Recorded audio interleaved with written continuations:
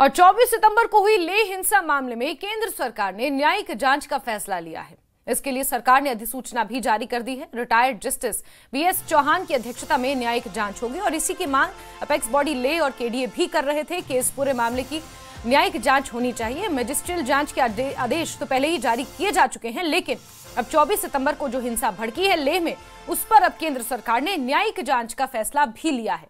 इसके लिए सरकार ने अधिसूचना जारी कर दी है और रिटायर्ड जस्टिस बीएस चौहान की अध्यक्षता में न्यायिक जांच अब कराई जाएगी।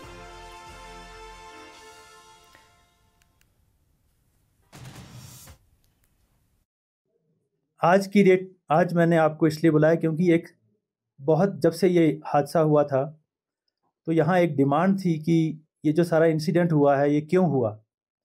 क्योंकि जब ये धरना बैठा था तो पीसफुल धरना बैठा था, ये सब ने एश्योर किया था हमें कि ये पीसफुल रहेगा।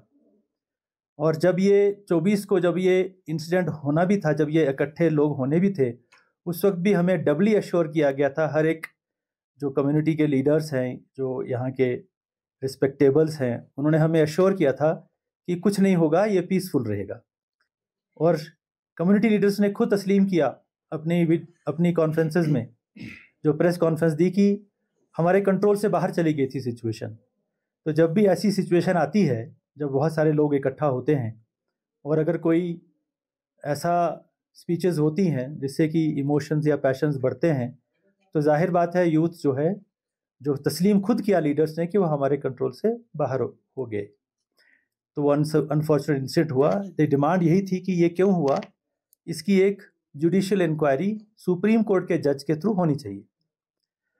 हालांकि हमने मजिस्ट्रियल इंक्वायरी तो इमीडिएटली ऑर्डर कर दी थी एक आईएएस ऑफिसर के सदारत में, और वो चल रही है। लेकिन एक बार बार हमको ये रिक्वेस्ट आती थी कि हम तब तक जो है वो एश्योर नहीं होंगे जब तक आप इसको किसी सुप्रीम कोर्ट के जज के थ्रू एक जुडिशियल इंक्वायरी ना करें, ताकि सब सच्चाई जो है वो सामने आ जाए। पर्पज़ यही रहता है कि फ्यूचर में ऐसा कभी ना हो।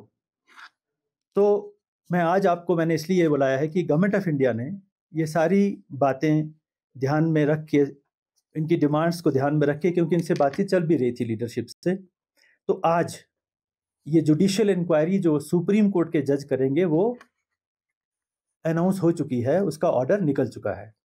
मैं ये ऑर्डर आपसे शेयर करूंगा। एक फॉर्मर जज ऑनरेबल सुप्रीम कोर्ट के डॉक्टर जस्टिस बीएस चौहान, उनकी सदारत में अब ये जुडिशियल इंक्वायरी होगी। इसको असिस्ट जो एडमिनिस्ट्रेटिव जो इसका सपोर्ट या इसको असिस्टेंस है वो हमारे एक आईएएस ऑफिसर करेंगे, और इसको जुडिशियल असिस्टेंस जो है वो इस कमीशन को जो है